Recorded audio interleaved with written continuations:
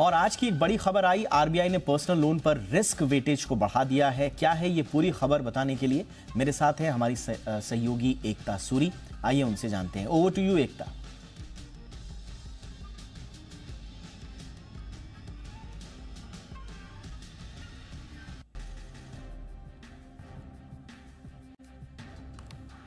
तो personal loan महंगा हो सकता है। रिजर्व बैंक ने पर्सनल लोन पर रिस्क वेटेज जो है वो 25% बढ़ाया है और आरबीआई ने चिंता भी जाहिर की थी। जिस तरह से पर्सनल लोन लेंडिंग बढ़ी है बैंक्स के सामने, ये आरबीआई ने चिंता भी जाहिर की थी कि आप इसको थोड़ा सा इस पर लगाम भी लगाइए, और अपनी तरफ से कोशिश की है आरबीआई ने रिस्क वेटेज बढ़ाकर ये चिंता वो कम से कम दूर अपनी तरफ से कर पाए। लेकिन क्या है इसका असर, क्या होगा, इसका मतलब क्या है एक आम आदमी के लिए, थोड़ा सा समझाने के लिए एकता सूरी मेरे साथ मेरी सहयोगी जुड़ रही हैं। एकता, पहले तो अपडेट दीजिए, क्या ये 25% का बढ़ना क्या है? जी दीपक, ये जो हम खबर दिखा रहे हैं कि आरबीआई ने रिस्क वेटेज बढ़ाई है पर्सनल लोन्स के ऊपर, अनसिक्योर्ड लोन्स के ऊपर, तो ये जी बिजनेस की खबर पर मुहर है, क्योंकि हमने कुछ दिन पहले ही चलाया था कि आरबीआई रिस्क वेटेज बढ़ा सकता है। रिस्क वेटेज बढ़ने का मतलब ये हुआ कि अगर आज की तारीख में कमर्शियल बैंक 100% अपनी रिस्क वेटेज रख रहा है पर्सनल लोन्स के ऊपर, तो ये उसका मतलब ये हुआ कि अगर मैंने पर्सनल लोन लिया है तो जाहिर सी बात है कि मैंने उसके एवज में कोई गिरवी नहीं रखा, कुछ भी सामान गिरवी नहीं रखा। कर्ज अगर डूब गया तो बैंक का पूरा नुकसान है। इसके लिए बैंक को अपना एक अमाउंट जो है वो रिस्क वेटेज के तौर पे साइड पे रखना पड़ता है, ताकि वो एक कैपिटल रहे अगर कर्ज डूब गया। यहाँ पर आरबीआई भी ये देख रहा था और पिछले काफी महीनों से बैंक को सचेत भी कर रहा था, लेकिन ये बात थमी नहीं थी, क्योंकि पर्सनल लोन्स की जो डिसबर्सल था वो बढ़ गया था। पर्सनल लोन पर बैंक ज्यादा रेट ऑफ इंटरेस्ट अर्न करता है, ज्यादा कमाई होती है, इसलिए उसका डिसबर्सल कोविड के बाद एक तरह से स्काई रॉकेटिंग हो गया था। यहाँ आरबीआई ये चिंता जता रहा था कि जिस तरह से पर्सनल लोन बांटे जा रहे हैं, अगर लोगों ने लोन वापस नहीं किए तो ये बैंक का नुकसान है।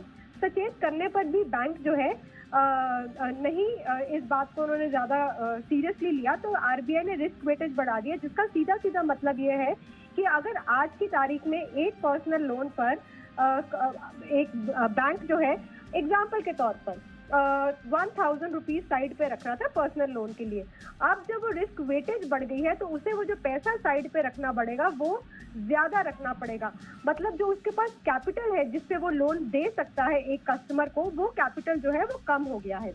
100 रुपए का अगर बैंक ने किसी को पर्सनल लोन दिया है तो रिस्क वेटेज के तौर पर उसको 100 रुपए अलग रखने होते थे, अब उनको 125 रुपए रखने पड़ेंगे, 25% ज्यादा रखने पड़ेंगे, और इस तरह से बैंकों को अब अतिरिक्त पैसा अलग साइड में रखना होगा, और इस तरह से वो डिस्करेज होंगे पर्सनल लोन देने में। और इसका ये भी मतलब हुआ एक आम आदमी के लिए एकता कि महंगा हो जाएगा। जी दीपक, पर्सनल लोन महंगे हो जाएंगे, पर्सनल लोन लेना जो है वो थोड़ा मुश्किल हो जाएगा। यहाँ जो हम 100% वेटेज को 125% के तौर पर देख रहे हैं, उसका मतलब ये नहीं कि 100 रुपए का 100 रुपया ही बैंक को साइड में रखना होगा। एक प्रॉपर कैलकुलेशन के हिसाब से वो पैसा साइड में जाता है। लेकिन यहाँ पर हाँ, ये जरूर हो गया कि कैपिटल बैंक के पास कम है, पर्सनल लोन लेना जो है वो मुश्किल होगा एक आम कस्टमर के लिए, महंगा होगा।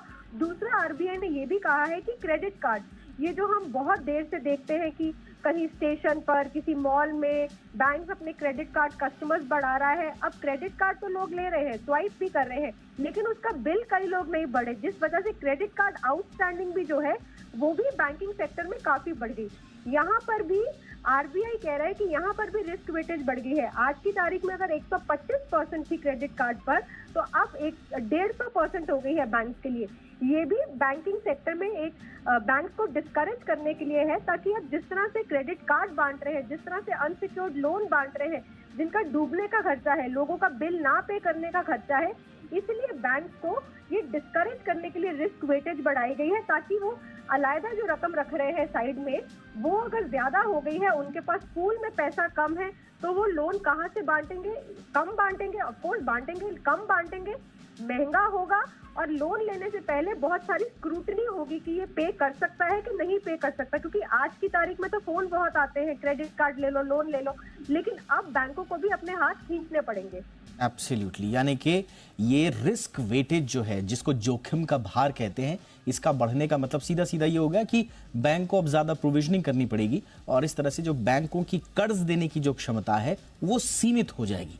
और सीमित होने का मतलब यही है, या तो लोन महंगा होगा और लोन महंगा होने के साथ साथ मुश्किल भी हो जाएगा।